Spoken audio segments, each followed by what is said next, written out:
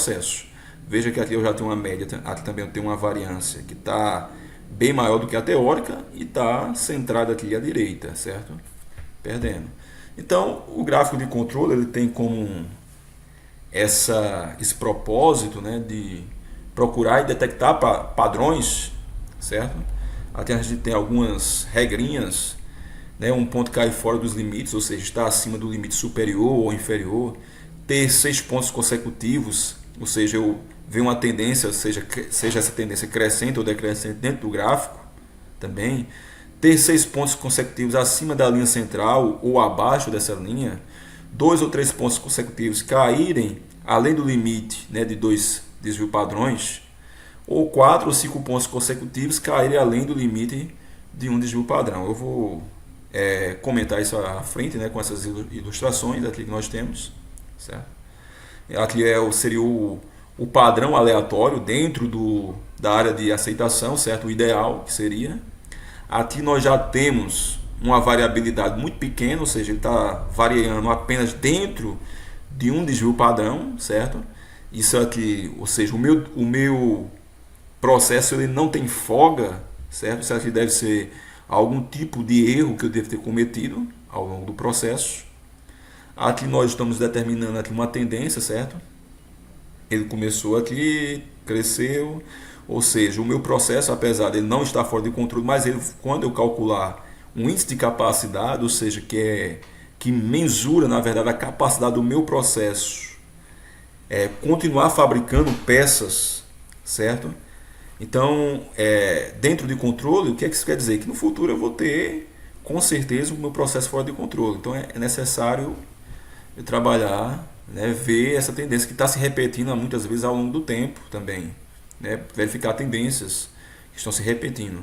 Que isso aí pode ser um funcionário cansado, por exemplo, quando ele chega ao final da tarde já está cansado e ele não tem mais aquela atenção devida em determinada hora.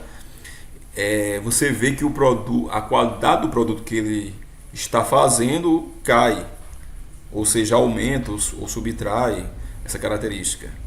E aqui você vê, né, que está tendo uma variação, certo? Aqui, ou seja, ele não está variando em torno da linha média, certo? Então, aquela aleatoriedade que devia estar no processo, ela não tem.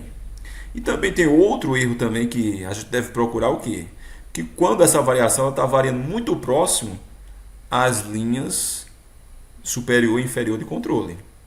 Ou seja, variando apenas entre 3 sigmas, certo? A gente tem que ter controle, a gente tem que ter uns determinados cuidados sobre isso, porque isso quer dizer que o processo está muito folgado, ou seja, ele a qualquer hora ele pode sair fora de controle, certo? Então é interessante que isso aqui seja totalmente, o comportamento dele seja aleatório em torno dessa linha.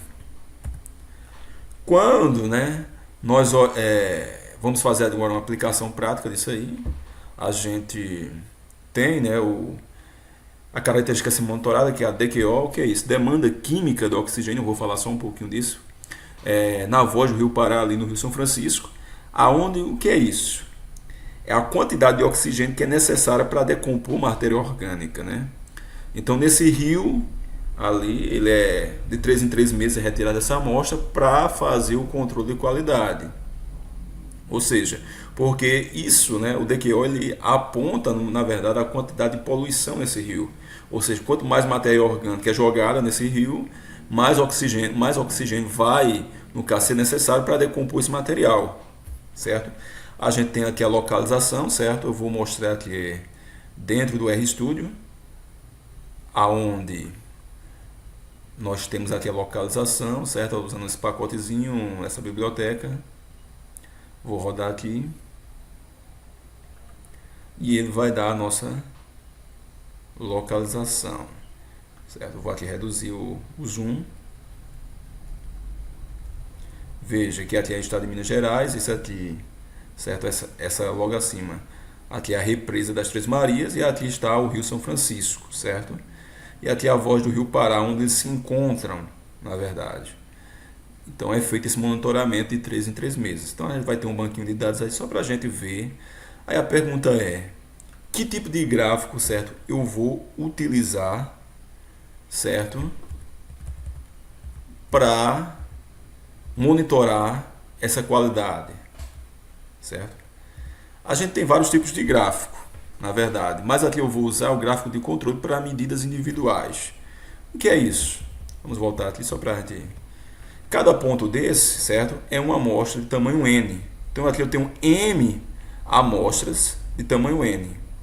Quando eu trabalho com medidas individuais, eu vou ter amostras unitárias, ou seja, eu vou ter uma única observação dentro de cada ponto desse.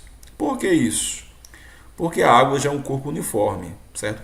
Assim como o sangue do indivíduo. Se você vai fazer um exame de glicose, você não vai tirar vários pontos, né? O médico ele não vai coletar sangue em vários pontos do seu corpo. Apenas uma pequena amostra ela já reflete todo o todo, né? Então, mesmo assim, também é num corpo hidrológico, certo?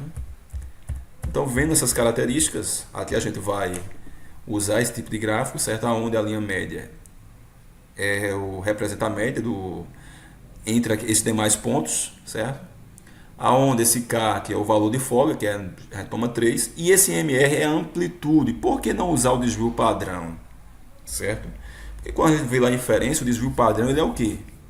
Ele é viciado, né? Ele tem um viés. Então ele não é legal para estimar, porque senão ele vai influenciar nos meus limites de especificação. Então é interessante, certo? Usar aqui a amplitude das amostras, ou seja, a diferença de uma amostra para outra, depois usar a média dessas amplitudes sobre D2, que é uma constante que é usada, que você vai encontrar, certo? De acordo com o tamanho da amostra, certo? Então, isso aqui na verdade é um estimador para quem? Para o meu desvio padrão, certo?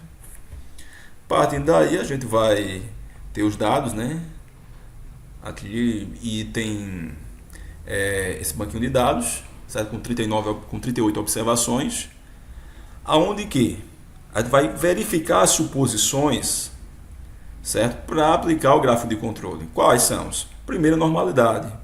E depois, independência, né? Os dados não podem estar aí autocorrelacionados entre si. Por quê? Porque isso vai como os limites eles são calculados